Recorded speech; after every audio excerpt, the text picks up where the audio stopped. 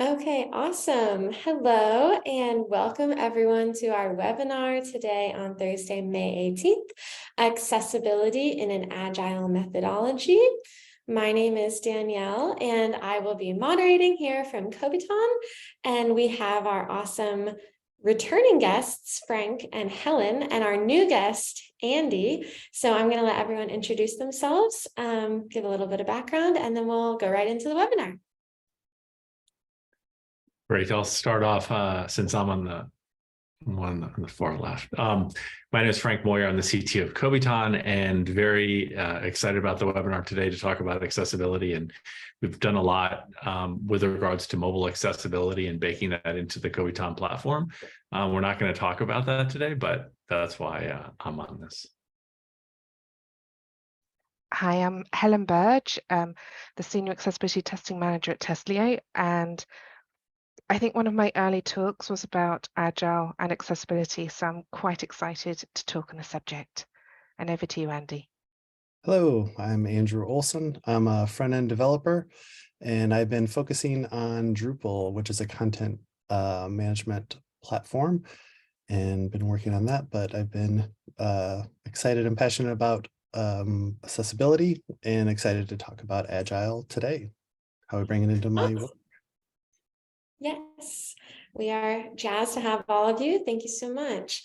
So before we get into the meat and potatoes of the webinar, we wanted to make a quick shout out to Global Accessibility Awareness Day, which is May 18th. So I really wanted to give Helen and Andy an opportunity to chat about their recent experience with Access U. And Helen was the one who made me aware of this. So we just got really lucky. And I will say it is happenstance, but it was meant to be. Yes, as today is GAD, or Global Accessibility Awareness Day. We have a link up in the slide for any information you might want. It's been going for, this is the 12th year that it's been running, and it's a day dedicated to raising awareness. So it doesn't always have to be technical. It's more about making people aware how simple changes can make life more accessible to everybody. What is it they say? There's no such thing as a person being disabled, just we make someone disabled if it's not accessible. And Andy and I are at Access U, so do you want to give an overview of that, Andy? Yeah, it was my first time at Access U. I spoke on a topic, and it was great to be in a room with experts of, on my topic. I was in there talking about I had the presentation before I came there, and then realized that one of the authors of the website that I referenced in my talk was sitting in the room and gave some amazing, great advice. So it was really great. I also think just simply being in a room surrounded with practitioners and people that are excited about accessibility every day and that bring it into their work is just really inspiring. And getting some, on the spot feedback, advice, it was really great, and picking up just some great, fantastic tips. And it was a lot of the conversations in the room that was really exciting. So, and also to meet Helen in person. She came to one of our ALI talks, our accessibility talks, and I was the host, and she was my first speaker, and I was very nervous. And if you've watched the first webinar and know Helen, she makes things very easy to talk. So it was very helpful. And as a note, Access U is a conference in Austin in May, organized by Nobility, and it's a more a small group with these odd stragglers that come in from Europe, i.e. me, of mainly locals that love discussing and sharing their ideas. So recommend it to anyone.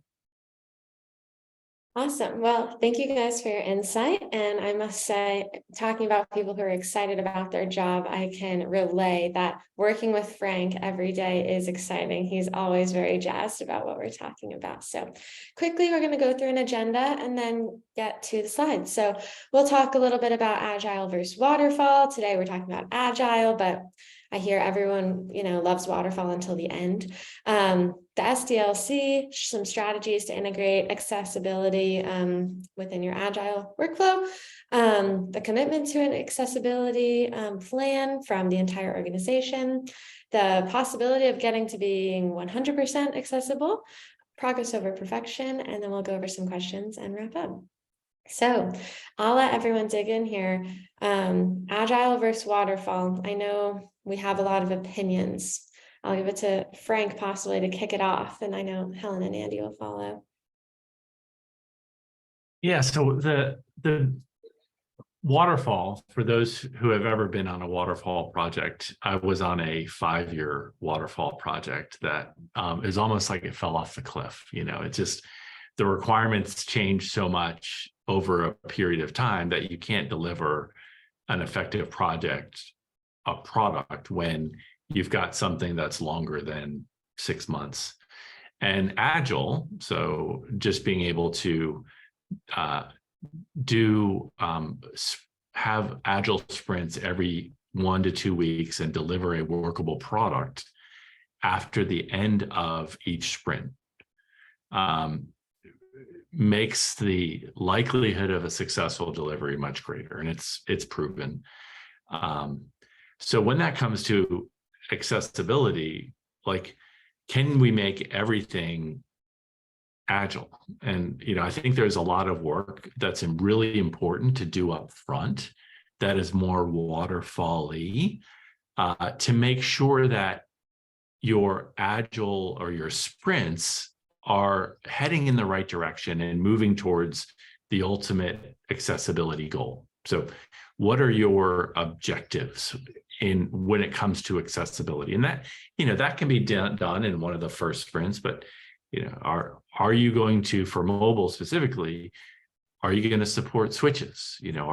Are you what are the criteria for what does success look like, and what is the definition of done when it comes to mobile accessibility? And so I like, there are some practitioners who say every sprint is done in isolation and you recreate every 2 weeks or every sprint. I think there's some investment that's really important to be made up front around the requirements and the goals that will make it much easier and more predictable when you get into the iterative development part of the life cycle. I have to admit, when I first did an Agile project, I was a tester at the time, not in accessibility, and the developers were like, yeah, this is going to be Agile, but you can't test anything until we've built it. And I think the same thing happens with accessibility. A lot of people say you can't check the accessibility of something until it's built, which is not true.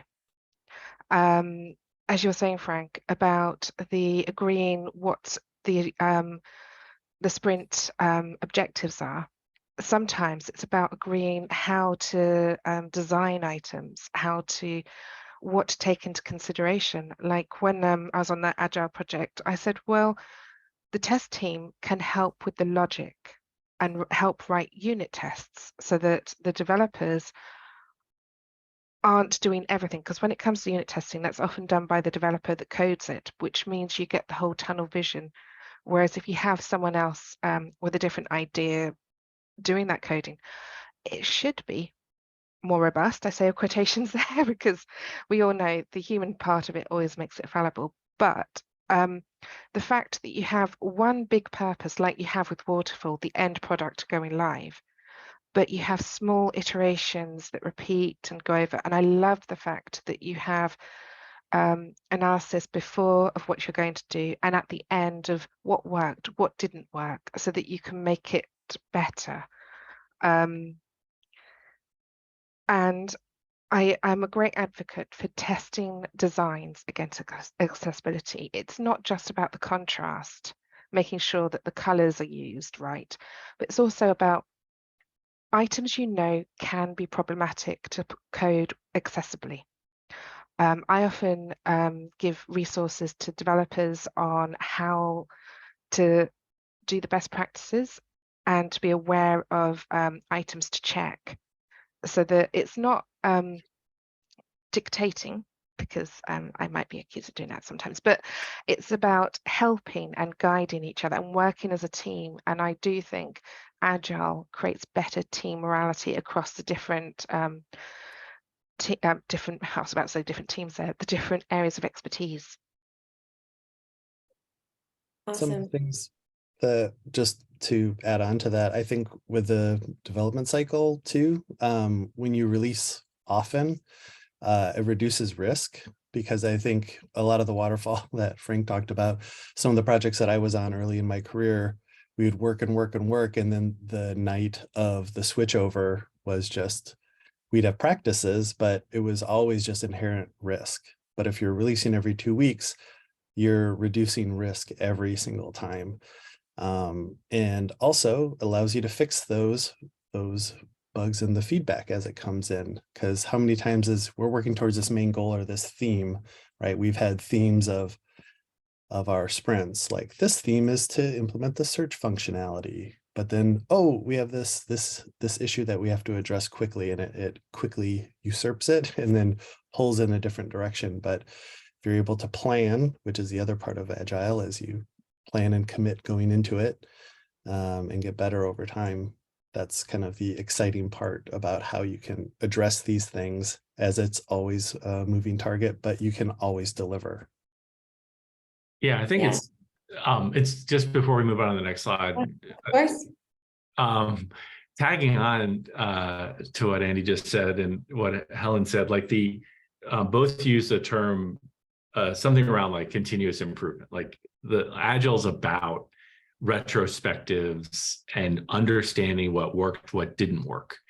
And with waterfall, you can do it, but it's not part of the methodology. And with Agile, every time you finish a sprint, you go through and you do a retro, and you say what worked, what didn't work. And if you had this guiding light up front, which says here's what we want to achieve with regards to mobile accessibility, then the retro becomes improvements. And I think that's the term you used, Andy, is how do you improve in the next sprint.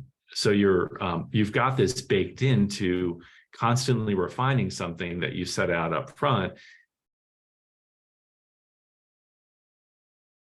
Awesome. I wasn't sure if it was like a period at the end. I don't have captions for what everyone is saying. So we will be moving right along here, because that is my job, to get us to the next slide.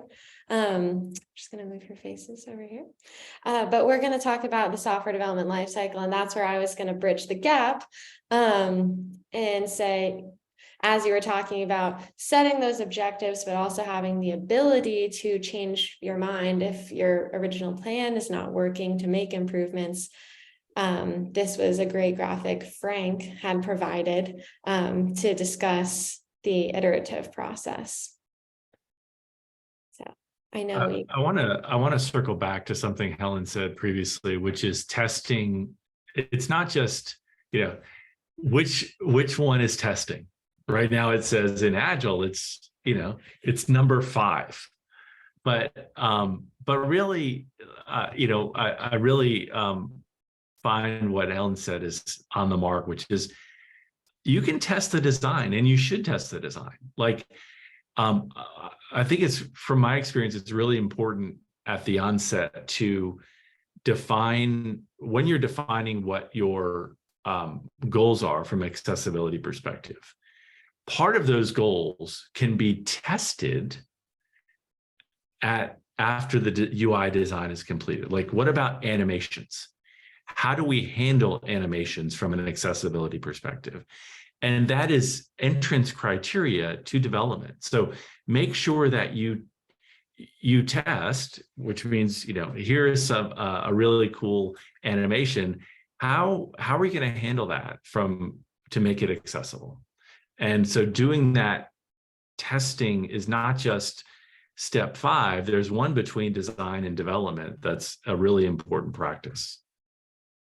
I will say also to that is that's very personal, right? Those are the things that kind of can differentiate your product. So let's talk about animation a bit more. Stakeholders possibly want to go into this with something that feels, you know, very, very slick or what they think is modern, but they're leaving possibly some people behind that, you know, the ability, if you come in afterward, let's say we make this great animation and graphic, but then we say, well, we have to allow people to stop that animation, or maybe if they choose not to, well, if we go into it with the expectation that, hey, we're going to have an animation, some people aren't going to want it or need it, or they can't, they choose not to. So what's this button here? If we go into it knowing that that is the expectation, right? Is that it's not an afterthought, and then everybody's nodding along going, of course, we don't want an animation and to force a video played upon them or something. You know, we got to allow people to, you know, interact in these different ways, and setting those expectations up front, not only with the user to give them the freedom to choose what they're consuming, but of the stakeholders as well, right from the start. You know, as I was listening to Frank and looking at this graphic, we probably could put we could make our own accessibility graphic and just put it each of these colors, because we really could relate it. We're all in the teal testing area. That's the house that we live in. But I think as we're speaking about this and, you know, the objectives and the goals and the iterative process and continuously testing it throughout the planning, the design, the development, it's good to come full circle. It's pun intended, it is a circle. So I know. Yes. Helen, you were going to say something. I was going to say every step in the software development lifecycle is testable. I know that my husband will joke about me testing his patience, but that's another one altogether. But so we have like the analysis, what the intended audience is, any considerations we might need to take into the planning and design areas, and then in the planning, allowing time for accessibility checks throughout. And that could even be just making sure that we have someone in the development team that can help the others when it comes to these niche, seen as niche, but becoming more broader areas. Design, development, like I was saying, unit testing. I wasn't very popular when I suggested that with the other testers, but I do believe that if you're going to test a product, you should have an idea of how the logic should work. Testing, obviously, we come into that one. Let's talk about, can we just talk about testing? Like, because I agree with you that every step in the software development, every phase is testable, including testing. And so right now we're going through a process for usability and accessibility testing on Kobiton, and we're testing the testing process. Yes. Quite often, when it comes to testing itself, if it's functional testing, when it comes to accessibility, I might be either helping the team know the tools they need to take into account and also how to use the tools, which is me helping on the testing process. But it also is something I can do in parallel. I can be testing accessibility while they're testing functionality or localization or whatever. It's not something that is standalone at the end of the product. I have been told that maintenance is where accessibility is more likely to come in, because it's once you've got it all built and integrated. However, if I come to you with something that could have been caught in stage 2 or 3 with an issue that's going to cost you, going back to the waterfall idea, that costs you not only time but money to fix compared to catching it in that stage, which is why, although it doesn't lend itself normally, like when the developers told me that testing couldn't be done at the early parts of the Agile project, it's not thinking laterally of you have to test something that's been built. You need to think about, well, what can be tested and do that at each stage. And it's not always a design against what definitely fails or passes, but a design of what might be an issue or what you've known to be issues further down the line. So I don't think I've answered your question very well there, Frank, but it is one of those, when it comes to each stage, it's not about accessibility being separate. It's meant to be accessibility being part of each one. It doesn't always have to be a developer taking charge of it in development. It can be a tester taking charge of it in development, or it could be a developer taking charge of it in testing, when depending on what item it is, to make sure that no one project stage is dependent on one person or one team. Because I've found different teams have different ideas of what should or shouldn't happen. And that's why I love Agile, because there isn't one role. You can have many different hats in Agile, and it's the same with accessibility. Many different people can have the accessibility hat. They don't have to be a tester. I can say with confidence that you didn't answer Frank's question. I think we will before the end of the webinar, and maybe we'll get t-shirts that say "I love Agile." That's what. Okay. I wanted to hop in and kind of go from the top down here. And now that we've kind of explored the broader topic, we're talking about a lot with having a strategy. So we have a few different SMEs here. I know, Helen's worked in it. She's also consulted. Andy's consulted. Frank is just, I call him like this, one of the smartest people I know. So do you all have opinions on what it looks like to bake accessibility into something at the start? And also we have some planned friendly banter on the second bullet point that I'm just gonna unleash. So maybe we'll hand it off to Andy and Frank here first.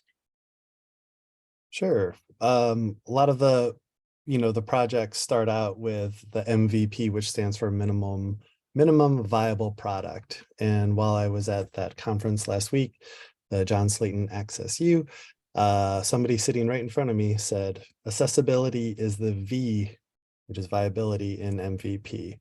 And I thought that was really powerful. I can see how that is, because how can a product actually be viable if it's not addressing the users as you go along? But Frank, you have some opinions on that? I've funded my own startup before, and it's hard when you're cash strapped, limited resources, and you're trying to figure out whether your idea is worth anything. So I honestly, when it comes to that perspective, accessibility isn't a priority for me. Honestly, I'm trying to just determine whether this idea is any good. I can see that. I also, again, I still feel very new to this space of accessibility, and looking back on a lot of projects and things that I've built is, so we have this project and this idea, like you said. I have this idea that I want to see if it's possible, right? So we break that down into like the most interesting part of it, whether it's how to navigate through information, or I go and I fetch something and it brings it back. All those kind of interactions, while you're kind of figuring out how this thing could be pieced together. If you go all the way back to the beginning of like, have a team that is aware of these things, like, hey, I have to go fetch some search results. It's not that hard to bring the accessibility part to tell the user, I'm fetching some results, hang out here until it comes back. And when it does come back, you're kind of setting those expectations. So I'm breaking it down into very simple, go and fetch and go from this to this. But another thing is if I go into another part of my app that has like 50 different things and choices, I understand we're trying to figure out like maybe restaurants in, Atlanta, right? How can we break that down into smaller chunks for, cognitive load, or helping people understand that, I just want to eat something versus I want Thai food, how can we help them with those interactions to, whittle it down to get to ultimately the product that is the differentiator, is it closest to me? Is it cost? What are those different ways to get at something? So Yeah, I think that's fair. And I spent 6 months at an incubator at Georgia Tech with my startup, and it was a group called Flashpoint. And it was, the professor had done a bunch of startups and was just an amazing visionary around how to break your idea, right? Because in his world, once you break everything, what's left is something that's meaningful. And so one sprint was something that was written in Figma as a clickable. We were putting things into the world every week and seeing if anyone cared about them. So, when I think, I just think of MVP as potentially just, now here's the challenge. It's a slippery slope, right? All of a sudden you're iterating and you find something that people are gravitating towards. You put something into the world and they're like, I need that. And they convince you back why they need it. But then you start building, and if you don't think about accessibility, right? If it's all of a sudden you're like, oh shoot, I didn't do that upfront thought process. I still think it's important at the very beginning to have a conscious decision about where that gets introduced when you're building out your product. And I'm challenging the, early on when you're so resource constrained to just figure out, and you're iterating every day, every week, figuring out what you want or what the market wants. It's important to minimize the investment in other things. absolutely. Noted. Helen, I wanted to give you the opportunity to take in what's on this slide, but also talk to us about the commitment of why this strategy is so important for the commitment from the entire organization. Because I know you've worked with a lot of teams that are either they have a strategy that they don't like, or they don't have any strategy at all, or they may think they have something they like, but you come in and you're like, no. I don't always say no. Sometimes I say maybe. It But sounds nicer with the accent, I would say. well, in England, it's not an accent, it's just how we speak. I just love it. It's relaxing. But I have to admit, when people were saying MVP, I did have to look it up because I kept thinking most valuable player. There's so many acronyms, and that's an accessibility thing on another. But anyway, yes, minimum viable product, which I Googled. Anyway, so going back to the fact that Agile is about everyone in different sections of a project, the designer, the developer, and the tester, to work together as a team. One thing I love is the stand-ups, where you have to have the talking stick. People always looked at me when they were saying this, and you can't talk for too long, and you can't talk when someone else has a stick, and you have 30 seconds or so just to say what you've done. Do you need any help with something offline? And then move to the next person. It's a great way of minimizing meetings, but not reducing documentation. It reduces the volume of documentation, but you still need to have something documented. But it's basically a way of, say the test is stuck with accessing some of the code to be able to test it properly. The developer can work with them to help on the testing side. It's not about, like I was saying, there's many hats, and one person has all of them. It's not one person is just a tester. I know whenever on Agile projects, when things have fallen a bit behind, you get the design team, the developer team come in and helping with the testing to make sure we have a viable product. And it's that collaboration, the discussions, the working together. So this question of how does a developer solve something with the stakeholder or designer that they don't agree with, that happens in the planning when you're together working out who's doing what is going to be built. So rather than the developer have been given a design and interpreting as they want, they have to discuss what they're planning to develop, how they're planning to integrate it, so that everyone who has a stake in it agree before it's even started on, and that makes life so much easier. You know, it means you're less likely to have something thrown back at you saying, no, you didn't read my mind, how very dare you. I say that, but I've got lovely foil hats, so that's why they don't read my mind. But yes, it's one of those. It's about not being on your own. You're a team, and you each are responsible for the end product, not a section of that product. And I found whenever working in Agile environments, people had more pride in getting it right. It wasn't always a first time thing. Because of the iterative approach, there's a bit of trial and error.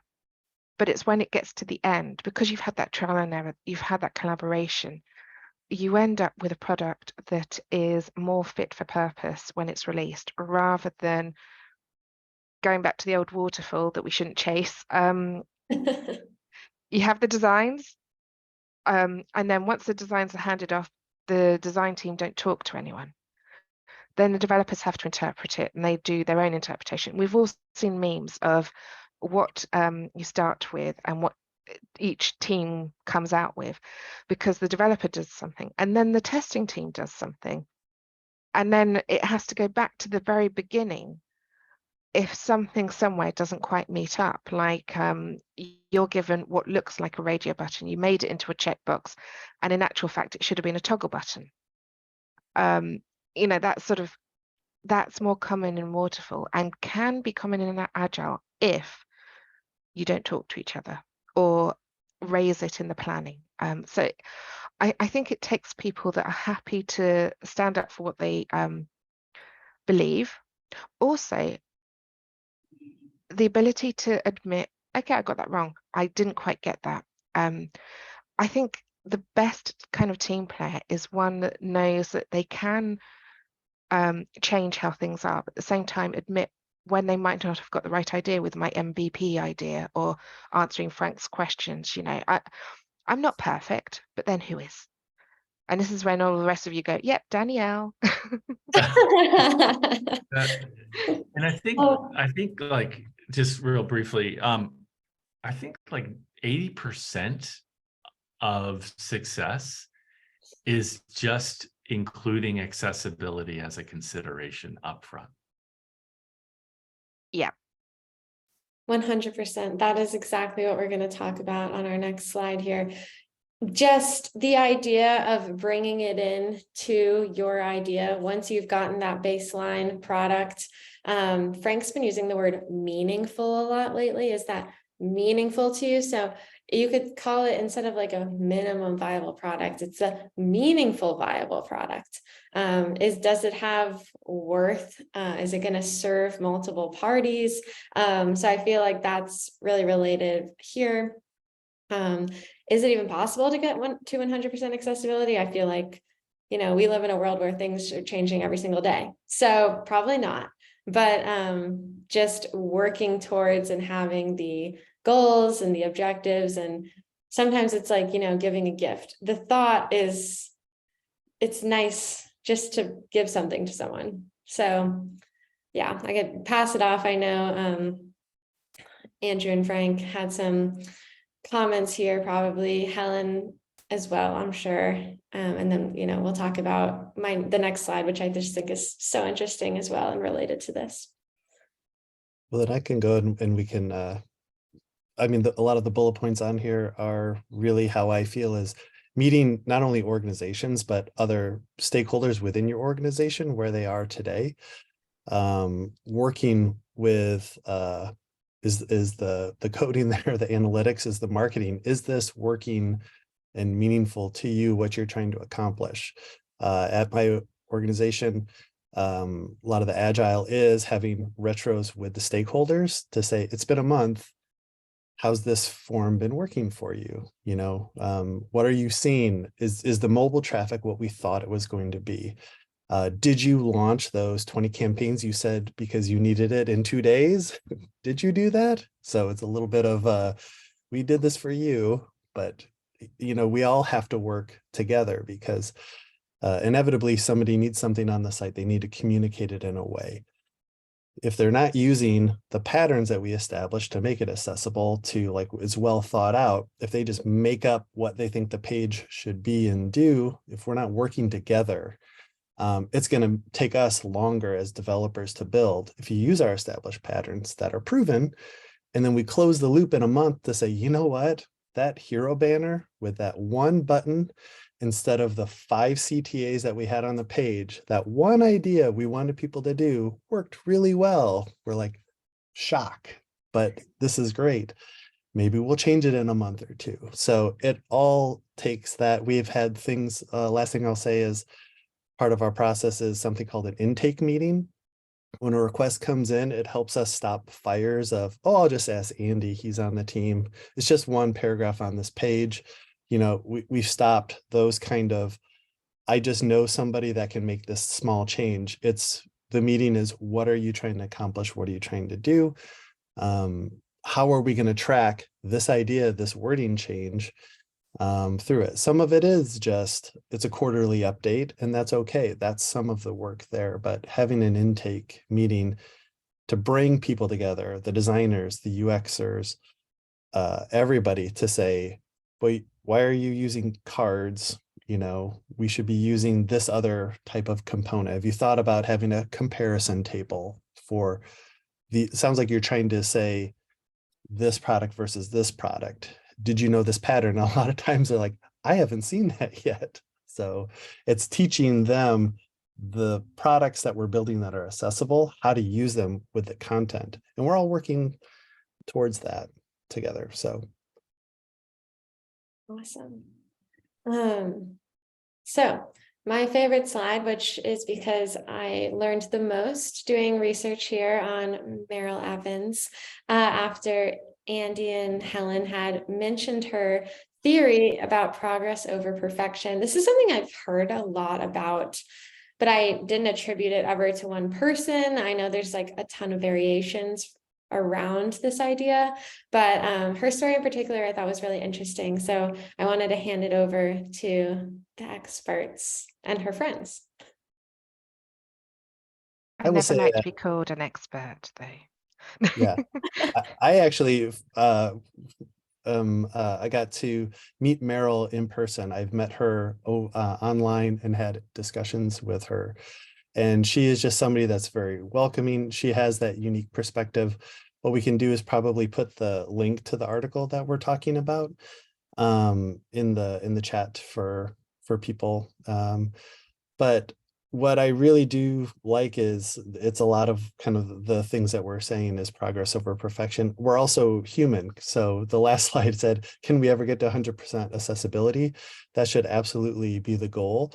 But there's so many different people that we have to bring along, and we're also fallible. You know, just the other day we had, you know, somebody used a header for styling. They wanted it larger, so they used a heading instead of making it semantic. So there's just missteps along the way in education, and then we can make things a little bit better as we move forward. But again, it was really great to meet her in person, and full on said I'm a fanboy of her, and just really like use a lot of her captioning content, and she's just a really great person that has really rallied around this progress over perfection and striving to do better. She quite often highlights, you can follow her on LinkedIn with Meryl MOTs or MOTs, depending on how you want to announce it. but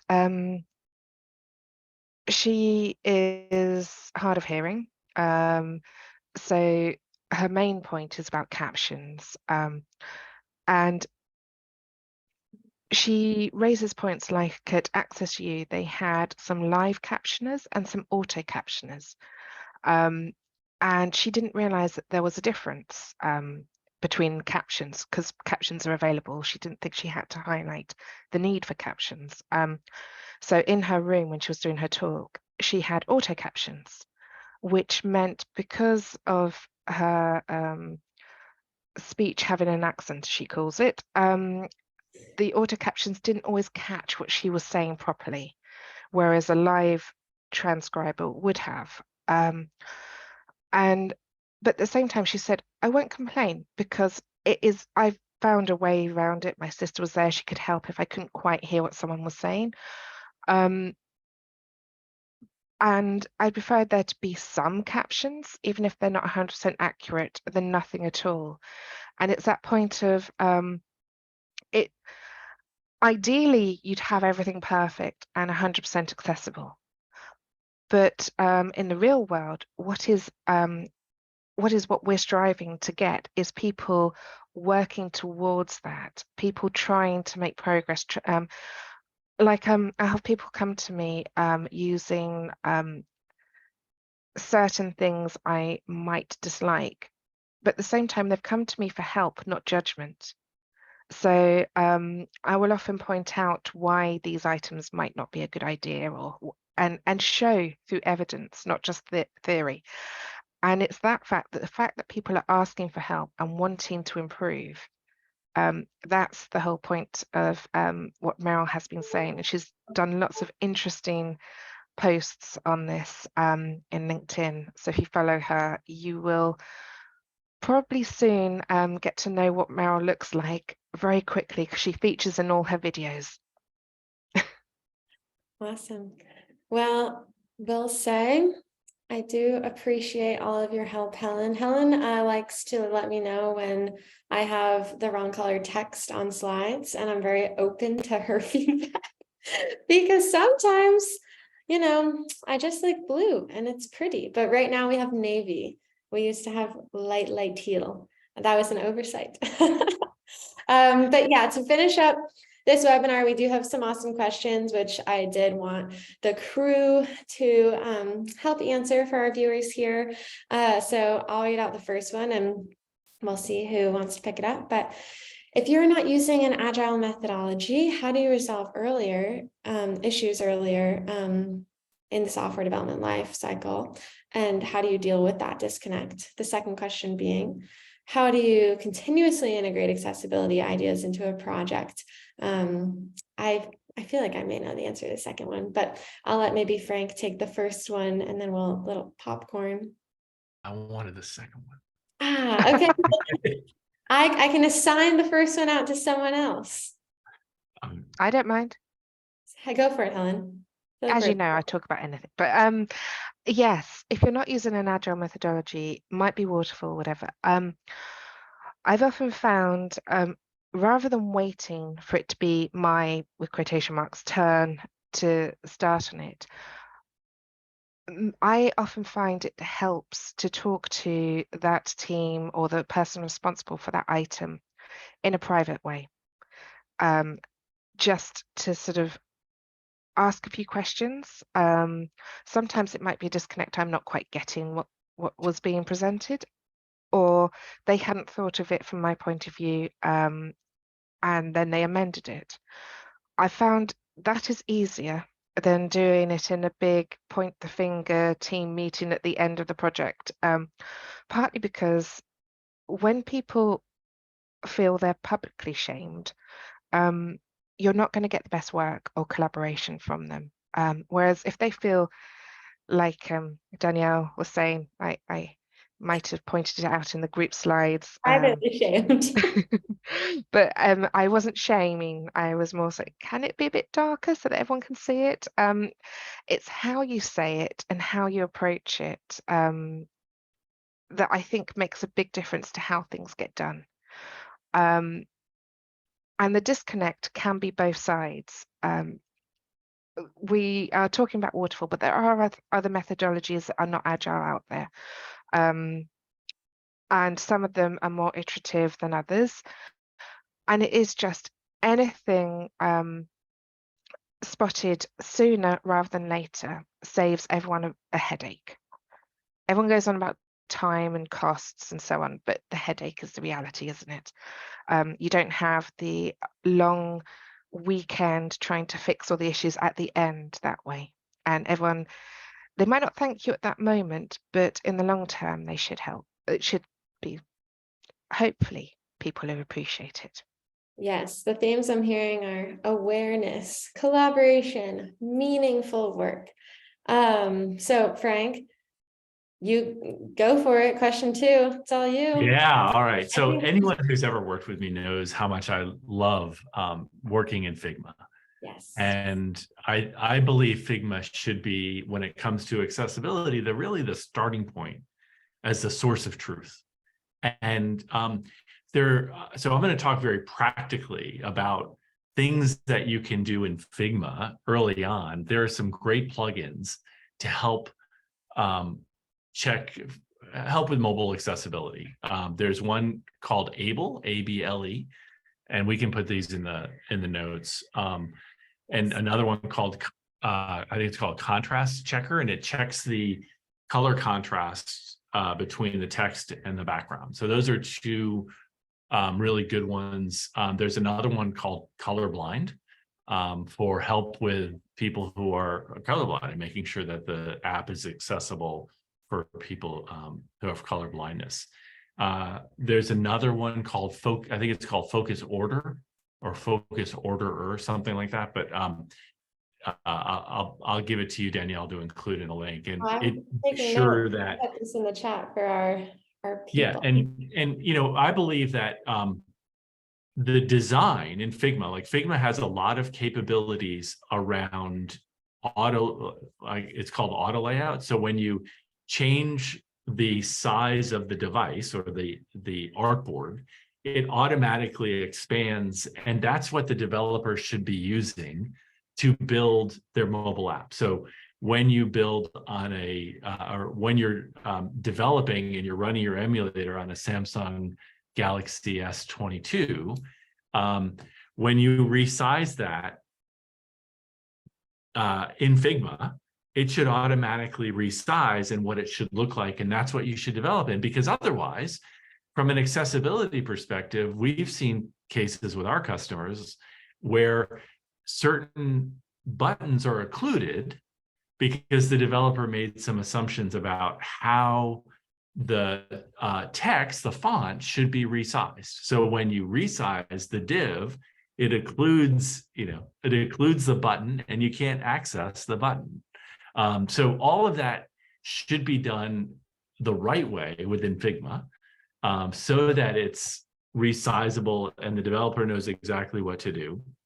And using these tools makes it very easy to check before handing over to the developer that you've got not just accessibility design down, but you've got the resizing of the screen to make sure you didn't break something and make it inaccessible. I will add Figma is really great. I've worked with some really great UXers using Figma. One of the things, a friend of mine gave a talk about working in a very large organization and iterating and building fast and knowing what components were done, what components needed work. And that way it could easily turn into waterfall, right? As like, oh, just wait, or the developer's always waiting. But if the developer has and they were using an interesting way of even like kind of software development, which is Git and kind of branching. So they would make a branch 1, version 1 is all the components that are today that are good to go. We have to iterate for the next sprint, and we're going to do 1.1, and that's where we'll fix some accessibility issues or add 2 more components. But the designers and the stakeholders that need to like create pages based off of version 1 don't use phantom components that aren't built yet by the developers. And so there's a really good talk, I can share that as well, about making Figma in large organizations and using kind of a branching strategy of what's available today and not, but Figma is just a really helpful tool because in the end, developers, will get in a really tight spot if I'm given a design of 1.2, to implement, and those aren't even built yet.